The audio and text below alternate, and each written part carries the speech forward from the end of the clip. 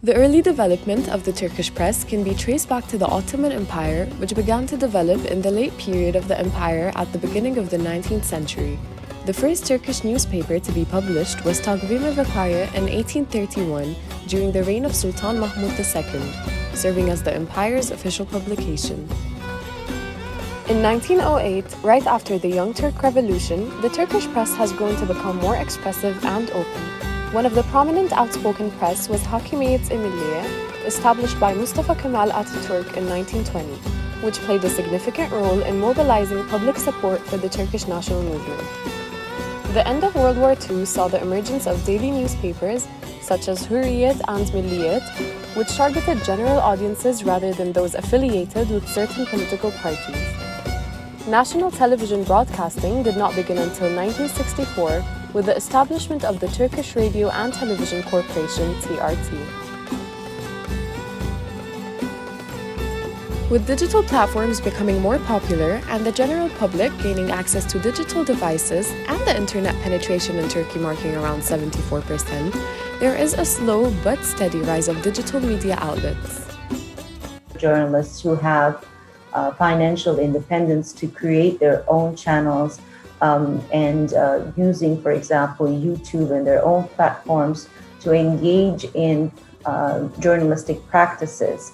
But their viewership is limited.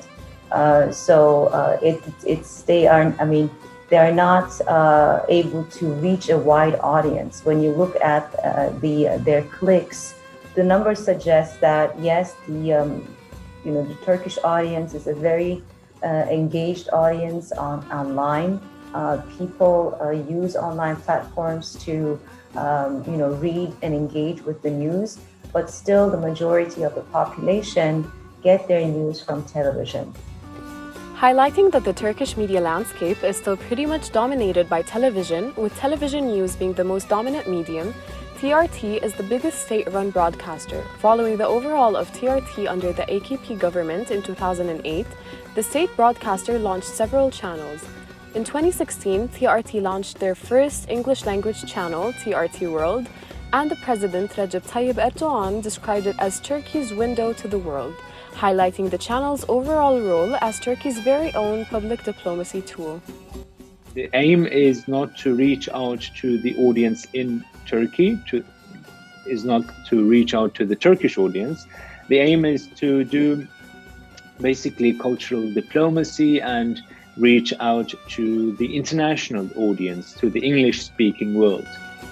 Currently, TRT owns and operates 14 TV channels and 19 radio stations covering general entertainment, music, sports, children, and news, offering content in Turkish, English, Arabic, Azeri, and Kurdish languages, highlighting TRT regional as well as international reach.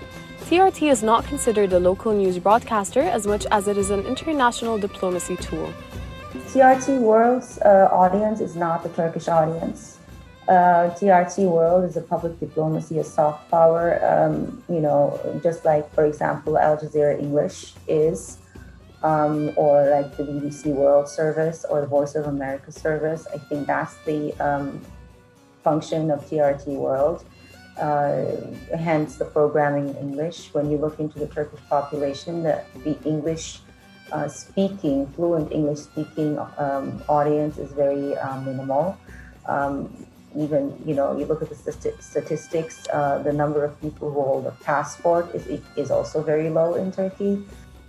TRT's many objectives is indeed to share the Turkish government perspectives into the international media scene. One of the ambitions of TRT World was to be a voice from this part of the world looking out, similar to how Al Jazeera played their function. So that was sort of identifying that, at least the vision side of things. Then also looking at sort of the news landscape, what's out there, what products are out there in the digital space, how are people consuming news, understand audience habits and understand our target audience. So let's define, our age group. You can't be everything to everyone. Our TV channel may have catered to older audiences, but within the digital space. Defining a target audience and reaching out to this particular public is a very significant part in establishing who TRT World is in the media industry and can either make or break the viewership and the ratings. We define who we think our potential target audience may be. before we launch something. So this is what we do: a lot of research. We look at our competitors in the marketplace. We look at a lot of numbers on platforms, and based on that, we look at the content we already have and say, okay, this might relate to this kind of an audience, which we'll then test out as a format. But once we actually launch something, then we start looking at the data and saying, okay, we thought this would be an audience, but actually we have a whole other audience in this other part of the world that we never thought about. Let's kind of cater to that audience in a way and make sure that our content is more accessible to them. So once the information comes in, that's when we will start actually really knowing who our audience is.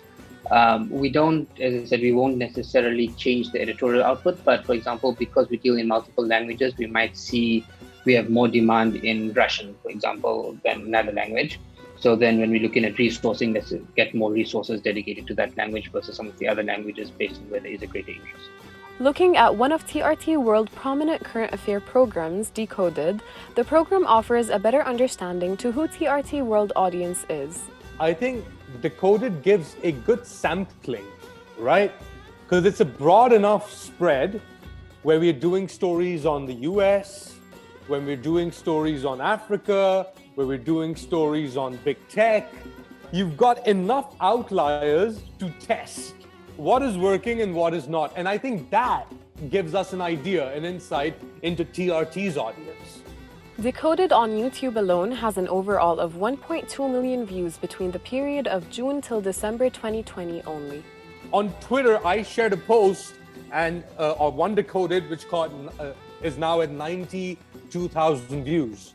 Facebook, yes, we have data that comes in, and on average, we average about 150, 160,000 views on Facebook, but our lower ends have sometimes been like 4,000, 5,000.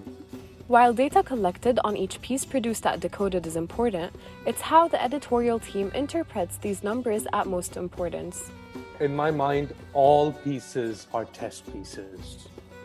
Some fail, some do not. Succeed, yeah.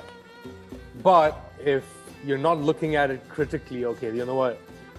And after a while, you lose track. I don't have the data or everything for all 74 pieces that we've done, but our turnover rate is very high.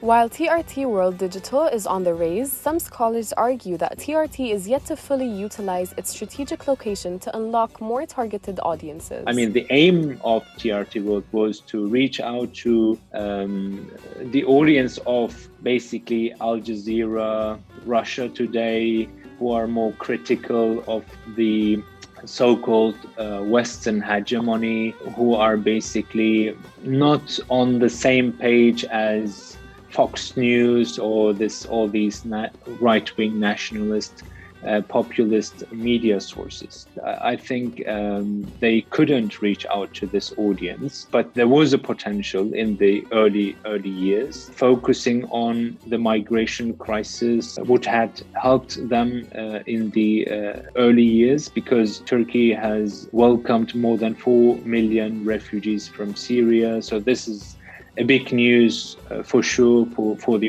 international audience as well. Things related to Balkans, the Middle East, because I believe that Turkey is in a very strategic position geographically in between Europe, North Africa, Middle East, Balkans, and then Asia, etc., etc. So this could be turned to an opportunity when building the editorial line and the tone of the news channel. In a fast-paced digital media world, TRT World is slowly redefining the relation between audiences and digital media and journalism within both the regional and international context.